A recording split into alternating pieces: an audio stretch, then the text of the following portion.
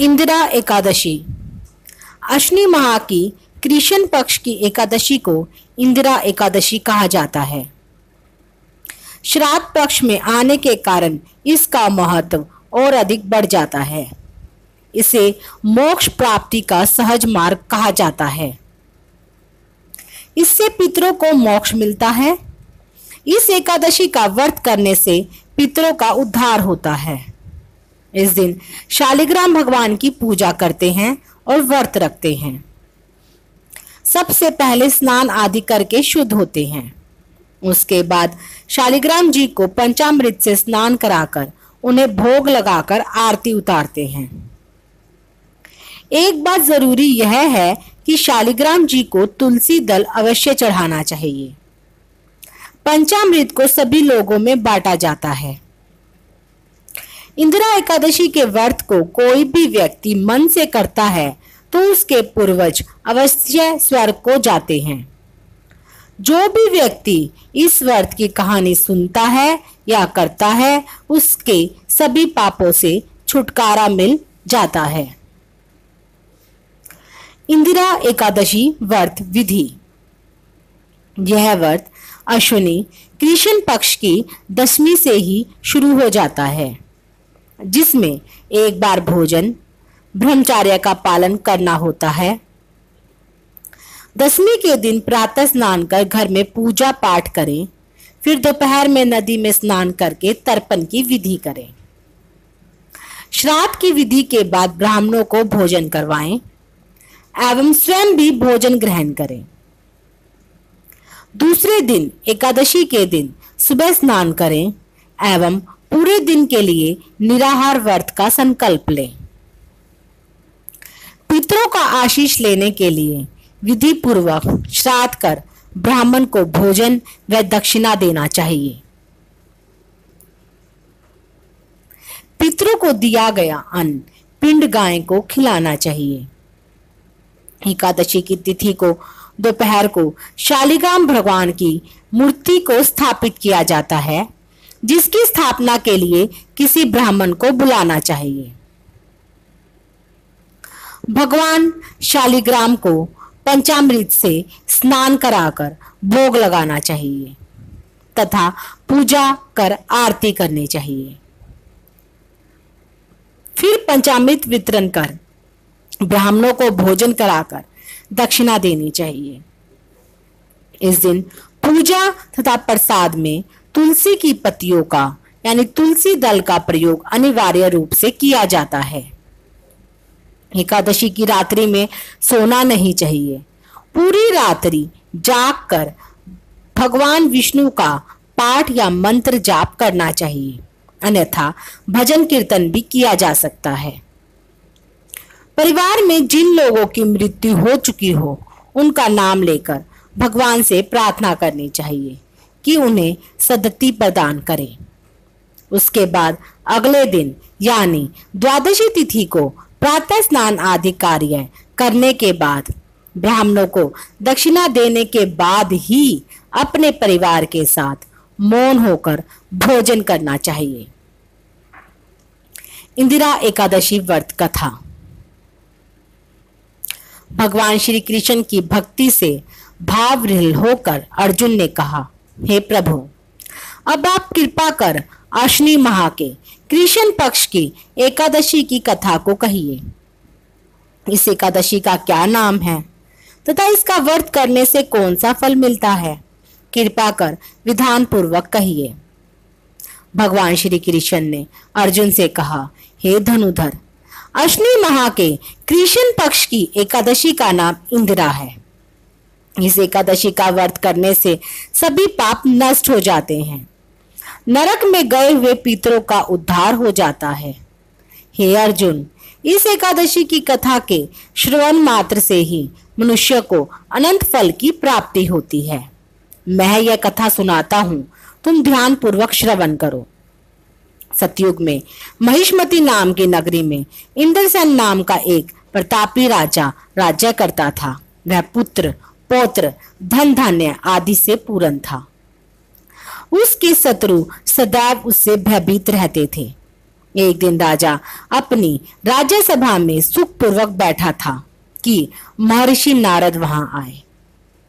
नारद जी को देखकर राजा आसन से उठा, प्रणाम करके उन्हें आदर सहित आसन दिया। तब महर्षि नारद ने कहा, हे राजन, आपके राज्य में सब कुशल से तो है। मैं आपकी धर्मपरायणता देखकर अत्यंत प्रसन्न हूं। राजा ने कहा, हे देव ऋषि, आपकी कृपा से मेरे राज्य में सब कुशल पूर्वक हैं तथा आपकी कृपा से मेरे सभी यज्ञ कर्म आदि सफल हो गए हैं। हे महर्षि, अब आप कृपया कर यह बताइए कि आपका यहाँ आगमन किस प्रयोजन से हुआ है। मैं आपकी क्या सेवा करूं? महर्षि नारद ने कहा, हे निप्रोत्तम, मुझे एक महान विस्मय हो रहा है कि एक बार जब मैं ब्रह्मलोक से यमलोक गया था, तब मैंने यमराज की सभा में तुम्हारे पिता को बैठे देखा। तुम्हारे पिता महाज्ञानी, दानी तथा धर्मात्मा थे, मगर एकादशी के व्रत के बिगड़ जाने के कारण वह यमलोक को गए। तुम्हारे पिता ने तुम्हारे लिए एक संदेश भेजा है। राजा ने उत्सुकता से पूछा, क्या संदेश है? महर्षि, कृपया कर यथाशीघ्र कहें।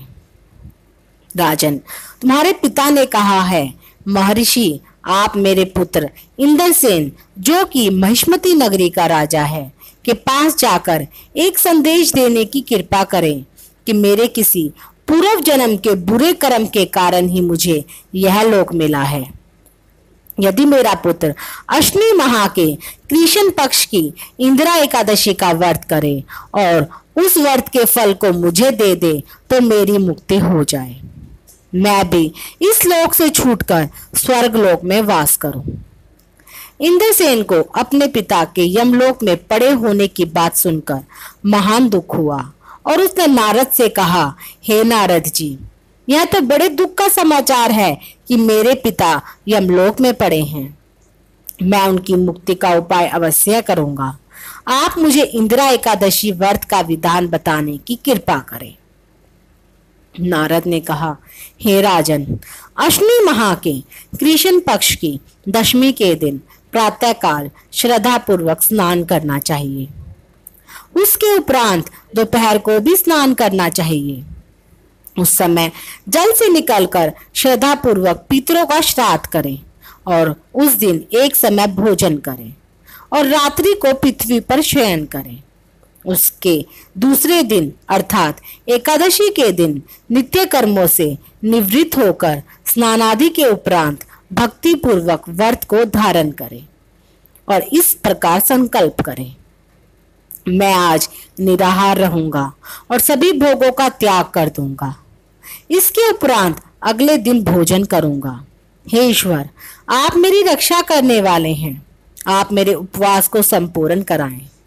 इस प्रकार आचरण करके दोपहर को शालिग्राम जी की प्रतिमा को स्थापित करें और ब्राह्मण को बुलाकर भोजन कराएं तथा दक्षिणा दें। भोजन का कुछ हिस्सा गाय को अवश्य दें और भगवान विष्णु का धूप, नैवेद्य आदि से पूजन करें तथा रात्रि को जागरण करें। तदुपरांत द्वादशी के दिन मौन रहकर बंधु बांधवों सहित भोजन करें। हे राजन, यह इंदिरा एकादशी के व्रत की विधि है।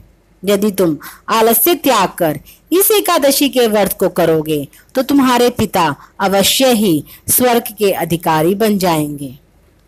नारद जी राजा को सब विधान समझाकर आलोप हो गए। राजा ने इंदिरा एकादशी के आने पर उसका विधान पूर्वक व्रत किया।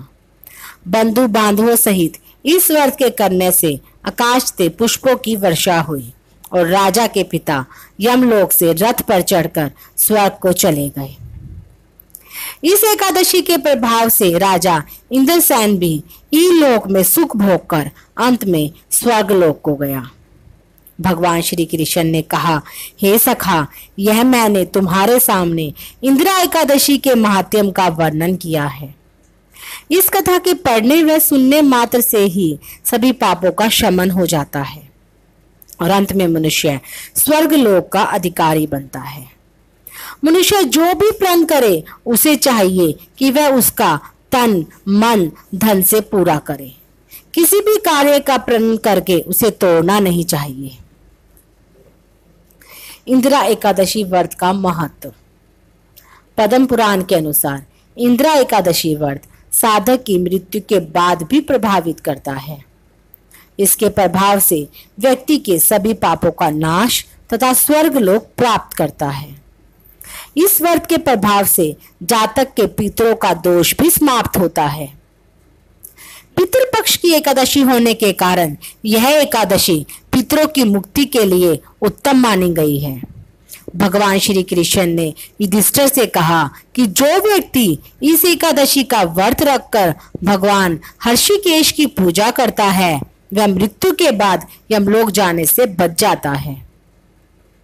इतना ही नहीं, जिनके पूर्वज यानी पितर किसी पाप के कारण यमलोक में जाकर यम की यातना सह रहे हैं उन्हें भी यम के कोप से मुक्ति मिल जाती है और स्वर्ग जाने का अधिकारी बन जाते हैं।